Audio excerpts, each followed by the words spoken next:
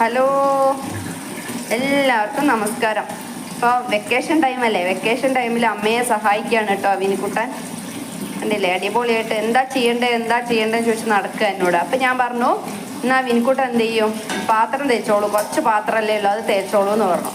അപ്പോൾ പാത്രം തേക്കുകയാണ്. വെള്ളം അങ്ങനെ കളയരുത്, വെള്ളം ഓഫാക്കാൻ പറയുന്നുണ്ട് കേട്ടോ. ഇടയ്ക്ക് ഞാൻ വെള്ളം ഓഫാക്കും, നല്ല വെള്ളം കൊണ്ട് കഴുകും. അപ്പം അത് ചെറിയ കുട്ടിയായപ്പോൾ ഒക്കെ നല്ലോണം സഹായിച്ചായിരുന്നു. ഇപ്പോൾ വലിയ കുട്ടിയായപ്പോഴാണേ ഒരു മടി വന്നത്.